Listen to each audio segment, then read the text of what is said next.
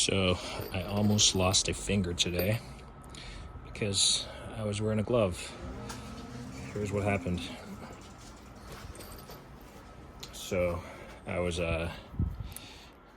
holding this I don't know, 2.5-inch screw, corrugated screw. The threads doesn't really have much of a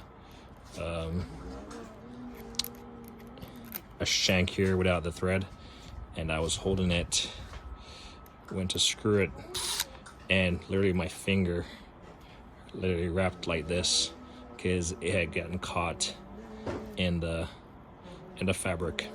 I mean, the glove was torn already, but I mean, it literally did that motion to the gloves, literally almost ripped it off. So had this been a more sturdy glove or hadn't been torn already, it could have been way worse. And then when it was caught up, I had to figure out in the moment,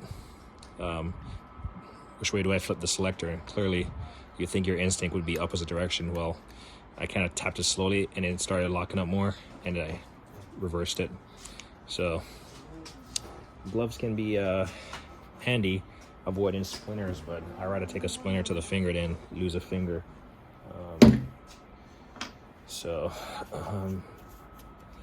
Try not to use it. That was a lesson learned, partly because it grabbed the fabric. So what I'm doing here is I'm making a door for my shed. A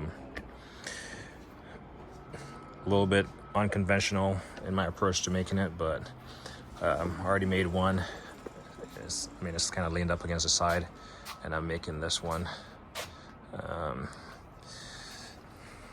But today I got some ply on the roof, and then I have the 2x4s up there. I'm probably not gonna make much noise tonight in the neighbor's head, but I got some 2x4s up there. Let's see if we can make our way in here. I basically use 3 sheets, and then I pretty much ran out, so I just used the extras I had and went in that direction. The store is pretty much almost done. This is being built right now. Just gotta put some final screws in there, and then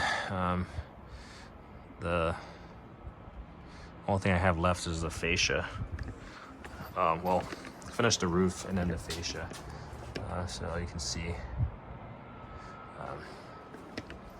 not gonna be able to really walk on this roof that much. Let's see if I can bring the camera up there, out the ladder.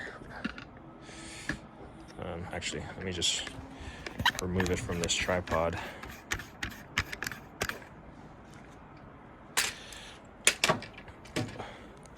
So I wanted to put the ply up there to keep down on the heat with the corrugated metal roofing. So that's why I put a thin sheet of ply. But so I'm gonna have, there's this row right here. Actually, that one is already bolted down, so all these are cut. I just want to remove it from the edge so it doesn't fall over the neighbor's property. So I'm gonna have 3 rows, that one down the center and one at the edge. And basically, it's not gonna be a roof that I'm gonna be walking on, or anyone needs to necessarily walk on. So the inch and whatever it is, 1.5 inches, wouldn't be a place, pretty much between the 2x4s is a place where you wouldn't want to walk. And again, this is just a shed, the top of a shed, so you shouldn't want to necessarily have a reason to go up on top of it. But maybe what I should have done was put the 2x4s down and then put the sheet of ply on top of the 2x4s and then the corrugated zinc roofing.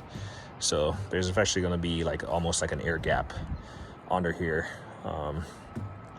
That was my intention, my thought. But then after the fact, I was like, well, you can't really walk in the center here because then it would damage the sheeting. So that's the only thing I have left to do up here. Put this on, then you know, cut the zinc sheet in, put it up, and then do the fascia.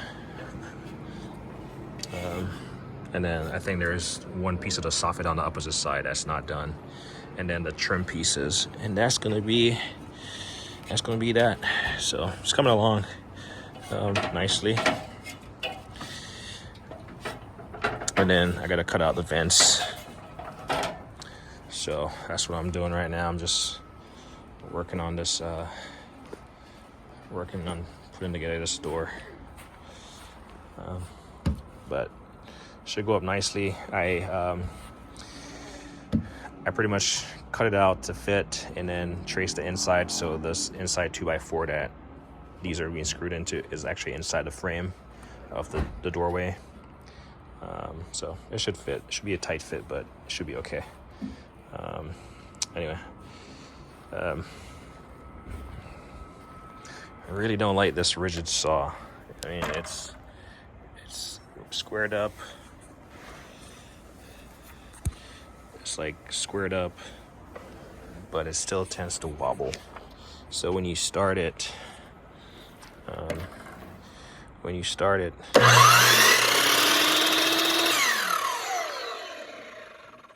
you almost gotta let the wobble like settle out before you make your cut. I think I'm gonna upgrade to a DeWalt. I just assembled the stand today. I had it before. It was just in a box, and I was like, why am I using a table when I can put together the stand? So I finally got the stand assembled, reassembled. Like I said, I had purchased it a long time ago, but it comes in handy. Then you got these little outfeed tables. This one is stuck. This one I can't get it out for some reason.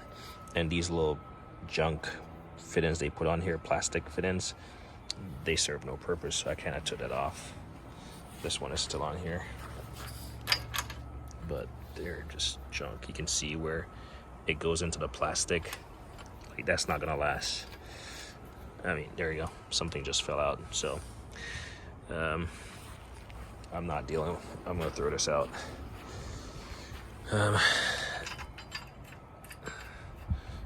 I'll just do it by hand or get a wrench or something. This is just, look at this. So yeah, this just popped out, so you can't even use it because it's broken now. So yeah, there goes that. Otherwise, I mean, the stand works. I mean, yeah, I guess this thing doesn't work for some reason. I took a hammer to it, it's still not going, and this thing wobbles. So probably go with a DeWalt, and then this is just gonna go in the trash.